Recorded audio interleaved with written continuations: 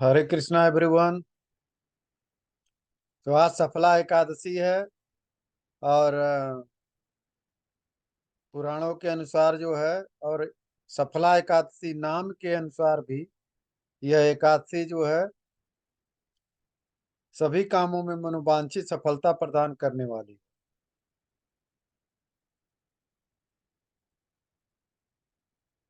बहुत ही पुण्यदायी है। और जहाँ तक महात्म का अ, संबंध है, महात्म सो सब लोग पढ़ ही लेते हैं। आज हमने सोचा कुछ स्पेशल जो है कुछ विशेष पढ़ा जाए। तो आज मैं गर्ग संहिता से गर्ग संहिता के 61वें अध्याय से पढ़ रहा हूँ। जैसा कि आप लोग देख रहे हैं, 61वां अध्याय है गर्ग गर्ग संहिता का।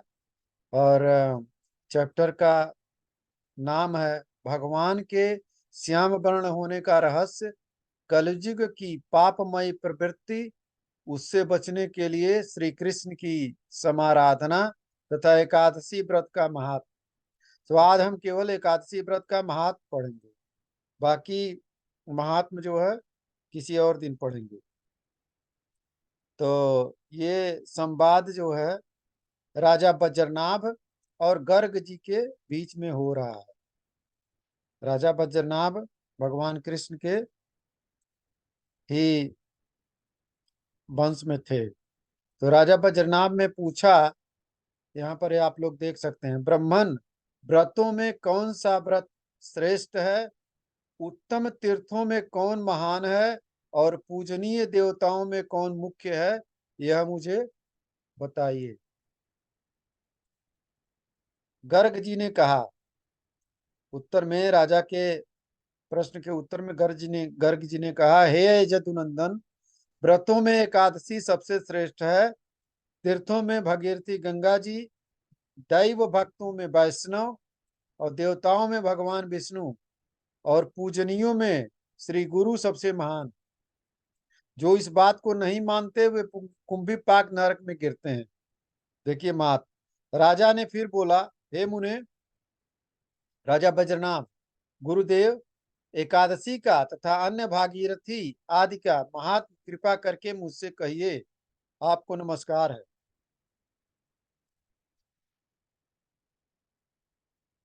गर्ग जी ने कहा, यदुनंदन, मैं सब कुछ बताता हूँ, सुनो। एकादशी के दिन अन्न तथा फल कुछ भी नहीं खाना चाहिए। नृपश्रेष्ठ जो शास्त्रोक्त विधि से प्रसन्नता पूर्वक एकादशी व्रत का पालन करता है, उसके लिए वह सदा फलदायिनी होती। राजा बज्रनाभ बोले, हे महर्षि, जो मनुष्य एकादशी को फलाहार करते हैं उनकी क्या गति होती है, यह हमें विस्तार पूर्वक समझाइए।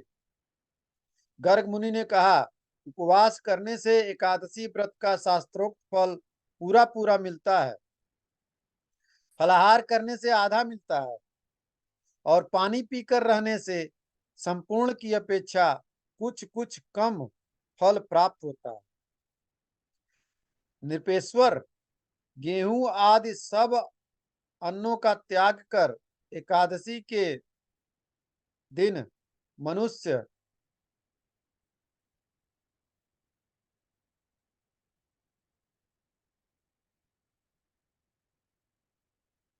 एकादशी के दिन मनुष्य प्रसन्नता पूर्वक फलाहार करे। राजन, जो नराधम एकादशी को अन्न खाता है वह इस लोक में चांडाल के समान है और मरने पर उसे दुर्गति प्राप्त होती। राजेंद्र, दही, दूध, मिठाई, ऊट, ककड़ी, बथुआ, कमलगट्टा, आम, सीताफल, गंगा फल, नींबू का पत्ता, अनार, सिंघाड़ा, नारंगी, सेंधा नमक, अमड़ा, अदरक, तूल, बेर जामुन, आंवला, परवल, त्रिकुश, रतालू, शकरकंद, गन्ना और दाख आदि तथा अन्यान्य पवित्र फल एकादशी को एक बार खाने चाहिए। इसमें से कुछ फलों का नाम हम लोग भी नहीं जानते हैं, लेकिन हमने जस्ट पढ़ दिया। दिन का तीसरा पहर व्यतीत होने पर एक सेर फल का आधा भाग तो ब्राह्मण को दान कर देना चाहिए और आधा भाग अपने लिए भोजन में काम लेना चाहिए। एकादशी को एक बार फल खाए और 2 बार पानी पिए। भगवान विष्णु का पूजन करके रात में जागरण करे। जिस दिन एकादशी है उस दिन रात में जागरण करे। जो मनुष्य एकादशी को 2 बार या 3 बार फलाहार करता है उसको कोई फल नहीं मिलता है। देखिए यहाँ पर बहुत ही महत्वपूर्ण है ये। 15 दिनों तक अन्न खाने से जो पाप लगता है वह सब का सब एकादशी के उपवास से नष्ट हो जाता है। मैं पढ़ रहा था तो ये बहुत हमको विशेष लगा। कहीं हमने ये नहीं देखा था, नहीं पढ़ा था, इसलिए हमने कहा ये पढ़ेंगे और सबको बताएंगे कि 15 दिनों तक अन्न खाने से जो पाप लगता है, यानी अन्न खाने से भी पाप लगता है, लेकिन हम लोग तो भगवान को भोग लगा कर खाते हैं। अन्न पकाते हैं फिर भगवान को भोग लगाते हैं फिर उसको प्रसाद लेते हैं अन्य दिनों पर, एकादशी के दिन नहीं। तो यहाँ पर गर्ग मुनि बता रहे हैं कि 15 दिनों तक अन्न खाने से जो पाप लगता है वह सबका सब एकादशी के उपवास से नष्ट हो जाता है। देखिए हमारे शास्त्रों में कैसा विधान है। भोजन का ब्राह्मण को दान करके स्वयं उपवास करे और एकादशी का महात्म सुने। ऐसा करने से मनुष्य सब पापों से मुक्त हो जाता है। एकादशी के व्रत से धनार्थी धन पाता है, पुत्रार्थी पुत्र को प्राप्त करता है और मोक्षार्थी मोक्ष को पा लेता है।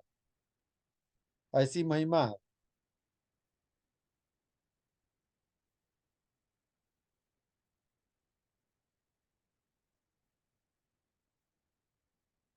तो अभी अगर समय हो तो हम महात्म भी पढ़ दें।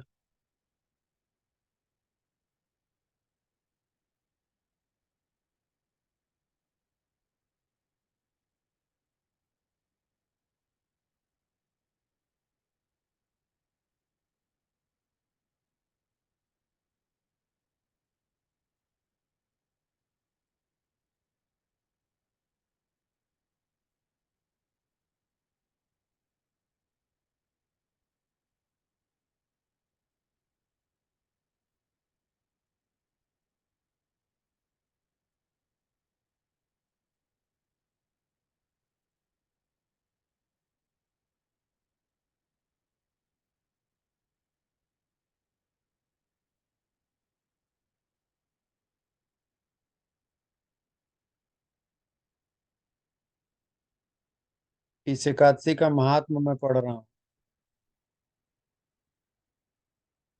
हिंदी में है। भगवान भगवान से युधिष्ठिर ने पूछा, युधिष्ठिर महाराज ने पूछा, स्वामिन, पौष मास के कृष्ण पक्ष में जो एकादशी है उसका नाम क्या है, उसकी विधि क्या है और उस दिन किस देवता की पूजा की जाती है। भगवान श्री कृष्ण ने पूछ बोला, हे राजेंद्र, बड़ी बड़ी दक्षिणा करने वाले यज्ञों से भी मुझे उतना संतोष नहीं होता जितना एकादशी व्रत के अनुष्ठान करने से होता है। पौष मास के कृष्ण पक्ष में सफला नाम की एकादशी होती। उस दिन विधि पूर्वक भगवान नारायण की पूजा करनी चाहिए।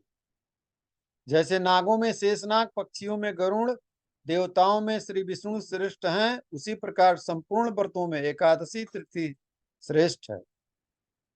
फिर आगे भगवान कह रहे हैं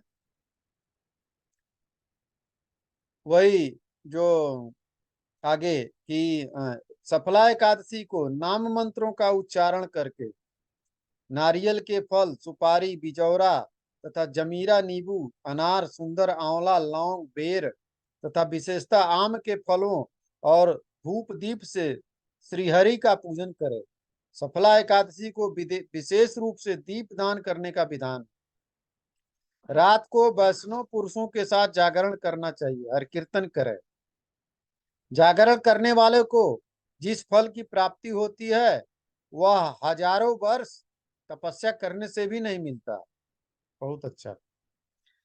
फिर भगवान श्री कृष्ण जी युधिष्ठिर महाराज से कह रहे हैं, हे नृपश्रेष्ठ, अब सफला एकादशी की शुभकारिणी कथा सुनो।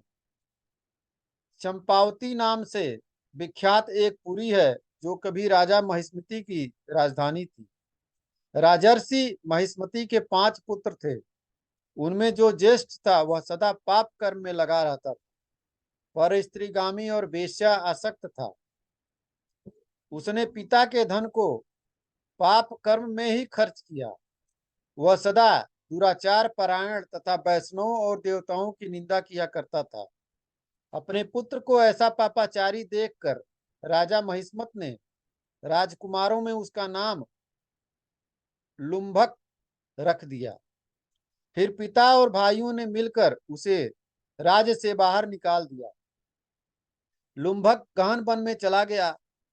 वहीं रहकर प्रायः उसने समूचे नगर का धन लूट लिया। एक दिन जब वह रात में चोरी करने के लिए नगर में आया तो सिपाहियों ने उन्हें उसे पकड़ लिया, किंतु जब उसने अपने को राजा माहिस्मत का पुत्र बतलाया तो सिपाहियों ने उसे छोड़ दिया। फिर वह वन में लौटकर आया और मांस तथा वृक्षों के फल खाकर जीवन निर्वाह करने लगा। उस दुष्ट का विश्राम स्थल पीपल वृक्ष बहुत वर्षों पुराना था। उस वन में वह वृक्ष एक महान देवता माना जाता था। पाप बुद्धि लुम्भक वहीं निवास करता था। एक दिन किसी संचित पुण्य के प्रभाव से उसके द्वारा एकादशी व्रत का पालन हो गया। पौष मास के कृष्ण पक्ष की दशमी के दिन पापिष्ठ लुम्भक ने वृक्षों के फल खाए और वस्त्रहीन होने के कारण रात भर जाड़े का कष्ट होगा। उस समय न तो उसे नींद आई न ही आराम मिला। वह निष्प्राण सा हो रहा था। सूर्योदय होने पर भी उसको होश नहीं आया। सफला एकादशी के दिन भी लुम्भक बेहोश पड़ा रहा। दोपहर होने पर उसे चेतना प्राप्त हुई। फिर इधर उधर दृष्टि डालकर वह आसन से उठा और लंगड़े की भांति लड़खड़ाता हुआ वन के भीतर गया। वह भूख से दुर्बल और पीड़ित हो रहा था। राजन, लुम्भक बहुत से फल लेकर जब तक विश्राम स्थल पर लौटा तब तक सूर्य देव अस्त हो गए।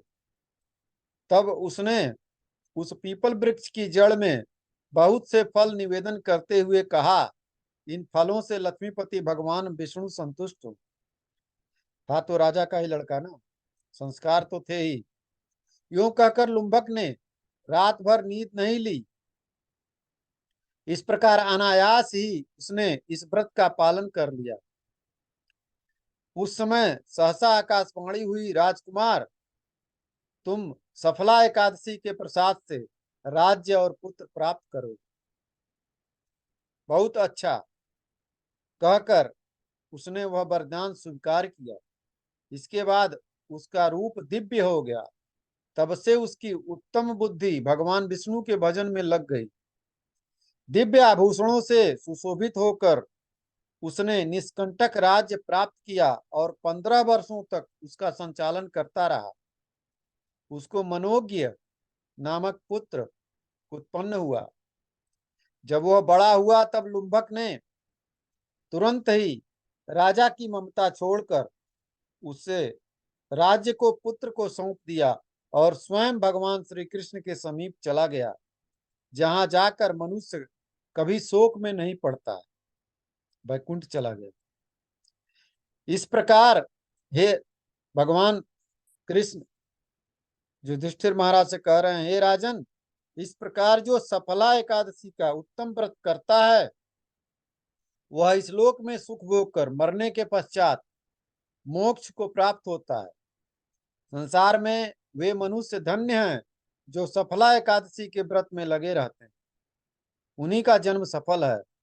महाराज, इसकी महिमा को पढ़ने, सुनने तथा उसके अनुसार आचरण करने से मनुष्य राजसूय यज्ञ का फल पा जाता है।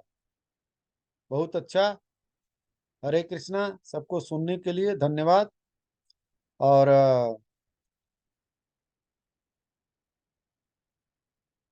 आशा है कि अधिक से अधिक लोग व्रत होंगे। इसके कई प्रभाव होते हैं, जैसा कि भगवान अ, कोई भी कार्य कहते हैं करने के लिए तो उसके पीछे कई रहस्य होते हैं और रहस्यों को बाद में उजागर किया जाएगा। हरे कृष्णा। नमस्कार।